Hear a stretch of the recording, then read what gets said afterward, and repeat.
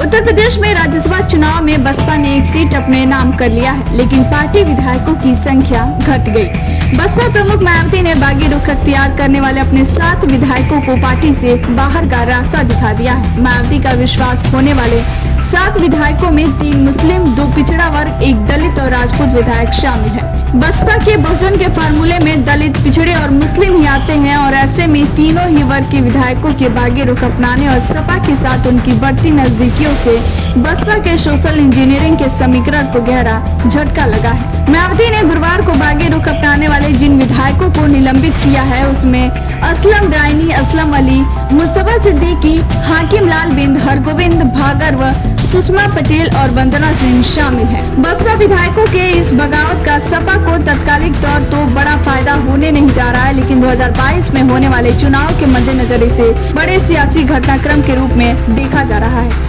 प्रतापपुर के बसपा विधायक मुस्तफा सिद्दीकी और हंडिया के हाकिम लाल बिंद प्रयागराज मंडल से आते हैं। सपा के पास पूरे मंडल में महज एक विधायक उज्जवल रमण सिंह है। ऐसे में बसपा के इन दोनों बागी विधायकों के जरिए सपा अपने राजनीतिक समीकरण को मजबूत करने की कवायद में है, क्योंकि इसमें एक मुस्लिम और 31 पिछड़ा मल्लाह जाति से आते हैं। एसएई जौनपुर से मुंगरा बादशाहपुर सीट से सुषमा पटेल हैं, जो कुर्मी समुदाय से आती हैं। जौनपुर में सपा की 3 विधायक हैं, जिसमें 2 यादव और 1 दलित हैं।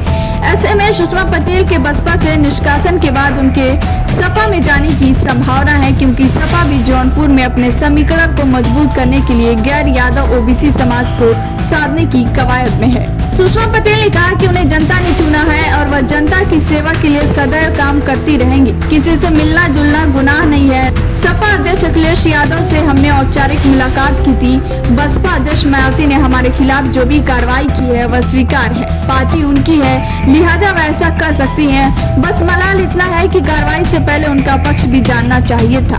वहीं हाकिम लाल बिंद ने कहा कि हमारी नाराजगी की वजह मायावती नहीं बल्कि पार्टी कोऑर्डिनेटर से है। मायावती से न तो हमें मिलने दिया जाता है और न ही पार्टी की बैठकों में हमारी बात सुनी जाती है। हमारी सीट से किसी दूसरे प्रत्याशी को तलाश की जा रही है। मायावती ने हमारा पक्ष जाने बगैर हमें पार्टी से निष्कासित कर दिया है। ऐसे में हमें जो राजनीतिक बेहतर विकल्प लगेगा हम वहां जाएंगे। वहीं श्रावस्ती से बसपा विधायक असलम रायनी काफी समय से पार्टी से नाराज चल रहे थे। पिछले साल पार्टी लाइन से हटकर विधानसभा के विशेष सत्र में शामिल हुए थे। रायनी कई बार मुख्यमंत्री योगी के कई निर्णयों की भी तारीफ कर चुके हैं और अब वो सपा के साथ अपनी नजदीकियां बढ़ा रहे हैं। ऐसे में मायावती ने उन्हें बाहर का रास्ता दिखा दिया है, जिसके बाद वो खुलकर सपा के साथ खड़े होने की बात कर रहे हैं। ऐसे ही पश्चिम यूपी के धौलाना से विधायक असलम अली चौधरी ने तो अखिलेश यादव से मिलने से एक दिन पहले ही अपनी पत्नी सपा को एंट्री करा दी थी।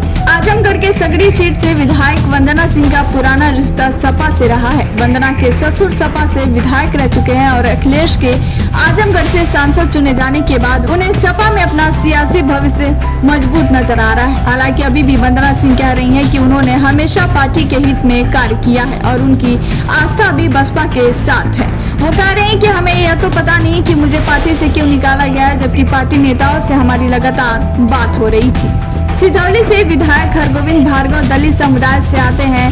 सपा प्रमुख से मिलने वाले नेताओं में इनका नाम भी शामिल है। इनका कहना है कि बसपा सुप्रीमो मायावती हाथरस समेत कई मुद्दों पर उस तरह से मुखर होकर सामने आई जो कि उनकी पहचान है। यही वजह है कि वही नहीं बल्कि पार्टी के तमाम नेता अपने सियासी भविष्य के लिए नए राजनीतिक विकल्प की तलाश में है। वहीं बीजेपी के साथ मायावती के खड़े होने को लेकर मुस्लिम विधायकों में असहजता नजर आने लगी। ऐसे में इन्हें बसपा के साथ रहते हुए मुस्लिम समुदाय वोट न मिलने की संभावना दिख रही है, इसलिए ये नए सियासी ठिकाने की तलाश कर रहे हैं। आपको बता दें कि बसपा ने 2017 विधानसभा चुनाव में 19 सीटें जीती थी, लेकिन इसके बाद एक विधायकों के बागी तेवर अपनाने से पार्टी का आंकड़ा इकाई के अंक में सिमट गया है। बसपा को पहले झटका मार्च 2018 के राज्यसभा चुनाव में लगा, जब उन्नाव से बसपा विधायक अनिल सिंह ने पार्टी लाइन से हटकर बीजेपी प्रत्याशी के पक्ष में मतदान कर दिया।